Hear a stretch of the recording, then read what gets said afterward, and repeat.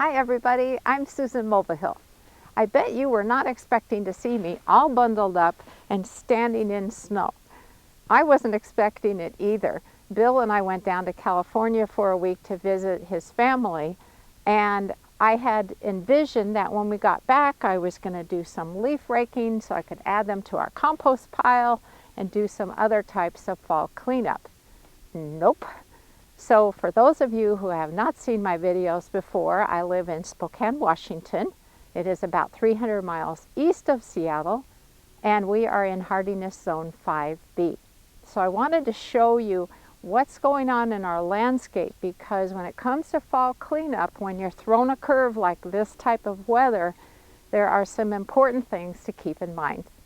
Now, while we were out of town, we were hit with two very strong snowstorms and also a very powerful windstorm, which caused a lot of damage within the ornamental part of our landscape. So that's frustrating, and I'll show you that in a few minutes. But here in the vegetable garden, we pretty much lucked out because we had already harvested everything we wanted to do. You've seen the videos on that. And the beds are just going to sleep for the winter, so that's not a problem.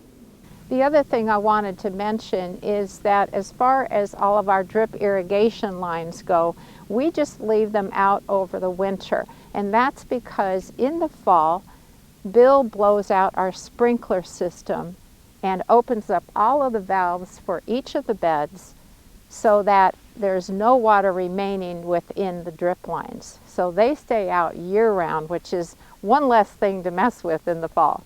So here we are about a week and a half into the month of November. Ordinarily by now, anything that is a deciduous plant, a tree, a shrub, perennials and so on, will have dropped their leaves. And that has not happened because we had this very unusual extended warm period in the fall. And then all of a sudden, whammo, we switched to winter. It's not technically winter, but we certainly have wintry conditions now.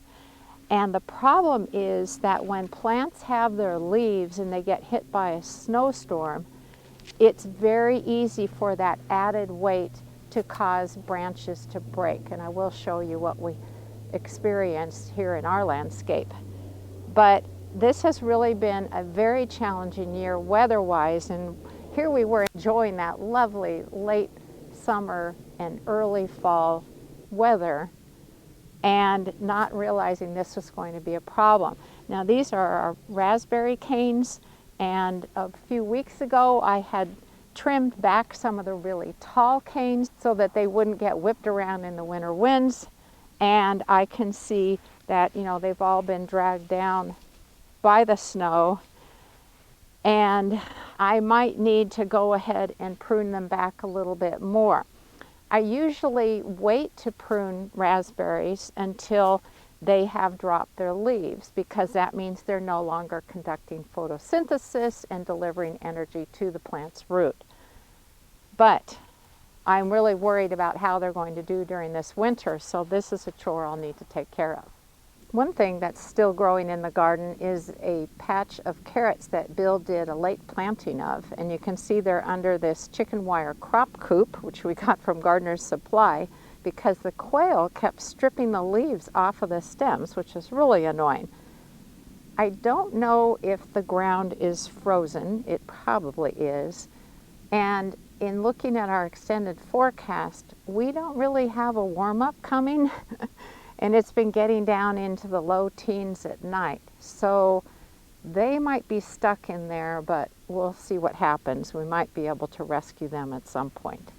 You'll recall that I'm growing some cold-tolerant veggies in our little hoop house for the winter months. This is something I do every year. I don't use any supplemental heating because we try to be energy efficient.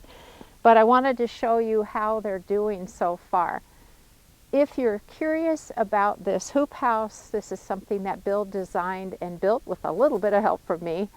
And you can read about it and even see a video on how we made it by going to my website, susansinthegarden.com, and doing a search in the little search box on the words Hoop House Project. So take a look at that. But one thing I wanted to mention is that this is covered with 6 mil greenhouse plastic.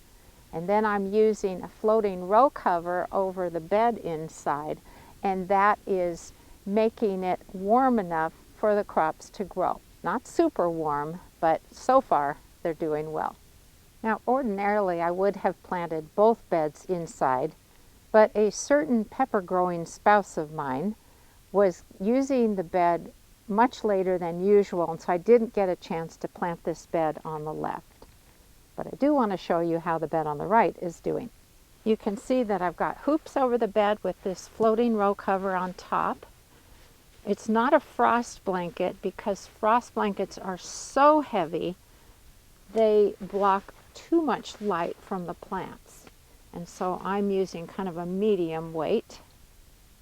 There's a little daddy long-legged spider on the inside here. I'll just leave him alone. But as you can see, the plants are doing really well. What I've got growing in here are a bunch of endive and also some butter crunch lettuce. And then these are a Russian red kale. And everything is growing really, really well. I'm very happy. I'm even going to pick some lettuce for tonight's dinner, so that's cool. But this setup has worked really well.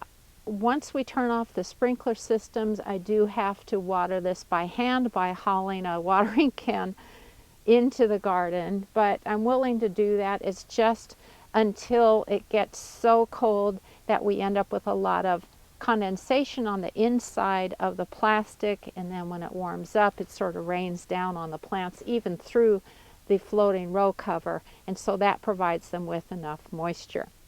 I have no idea what this winter is going to be like, and so we just have to enjoy them as long as we can and hope that we can keep this winter garden going into the new year. I'll keep you posted on that.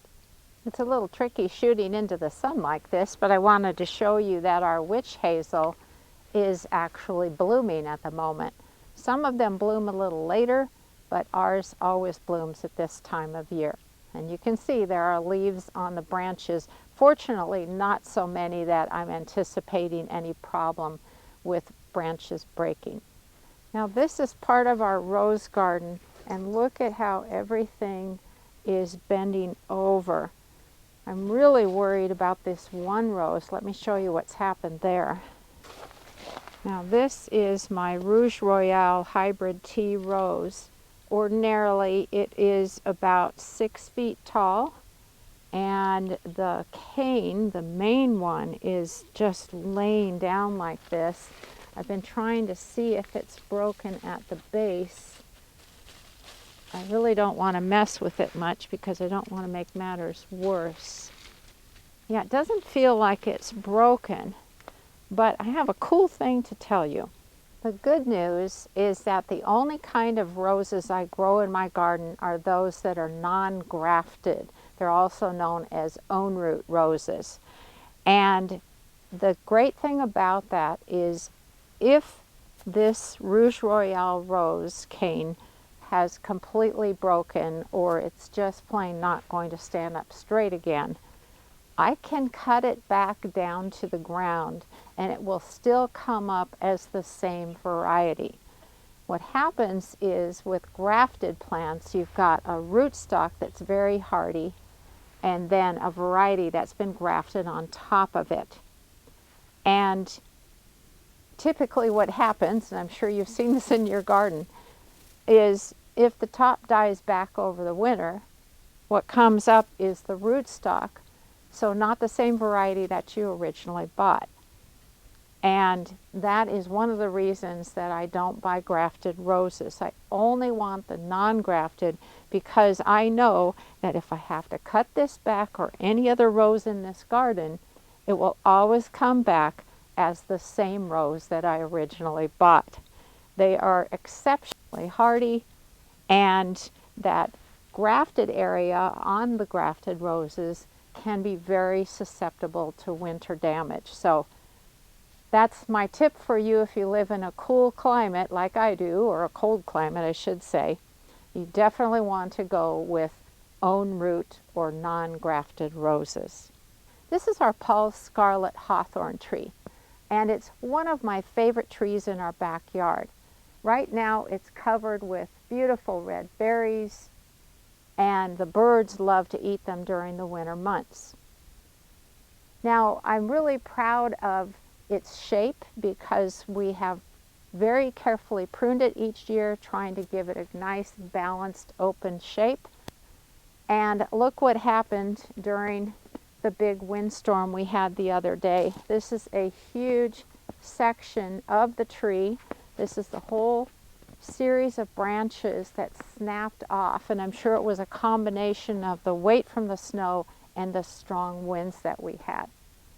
So when something like that happens, you need to look at the tree or the shrub, whatever it is, and make sure there isn't anything going on that could cause further damage. So for example, if this branch was still attached to the tree but hanging on by a thread, I would worry that that might cause even more damage if it goes in a future storm. So that's something where I would trim off and take the weight off of that part of the tree. So let's look and see what's left on this part of this poor tree. You can see this is where the remaining stub is, where that branch broke away. And it looks pretty stable. I'm going to leave it alone. I might trim off this branch that's obviously broken. But it looks okay. I'm just going to leave it alone. And then in the spring, I'll go ahead and remove it right where it connects to this branch. Here's another problem. If you look near the top of this aspen tree, you can see three huge branches broke. This is something that we will probably just leave alone because I really think that part of the aspen tree needs to be cut down to the ground. It's not where it's going to harm anything, but it's definitely got to be cut down. And it's not an area where we walk underneath, so it's not going to hurt anybody, fortunately. I should also mention that back when we landscaped our property, quite a few years ago, it was before we knew that aspens are really a horrible landscape plant. They are very invasive. They send out a lot of new shoots, and then you end up with trees all over the place. Fortunately, where we planted them is quite a ways from the house, and so it hasn't been a huge problem, but it certainly can be for a lot of folks. And I know in a lot of new landscapes, the builder will hire somebody to plant some trees in the landscape to make it look nice, and they choose aspens. Not a good idea. Oh my, I just discovered another top of an aspen has broken off from the windstorm. So we will definitely have some cleanup in the spring. Now, if you want to see something very unusual for Spokane and our landscape this time of year, I'm standing in our orchard. Look at all of the trees that still have their leaves. This is so unusual. And it really makes me nervous because we could potentially see a lot of damage to our lovingly nurtured trees this winter if they don't lose their leaves. And we're really just at the mercy of what's going to happen. Darn it. So this is another area that has been hit by the snow and the winds. You can see a whole bunch of rose canes that are all kind of smushed over this way, mostly from the snow. And I'm just going to leave them alone because, first of all, I might cause more damage trying to uncover them and get them back upright. And also, again, they are own root. I can cut them down to the ground if need be in the spring, and they will come back up just fine. But it's amazing to see this kind of damage so early into our cold weather season. Well, after all of that, I decided it's time to come indoors where it's nice and warm. I hope that your weather is behaving itself where you live, and I hope you found today's video interesting. It's discouraging seeing what's happened to some of the trees in our landscape, but for the most part, I think everything's going to be okay, and there's lots of pruning to be done in the spring. Thanks for watching, everybody. I'll see you next time. Take care.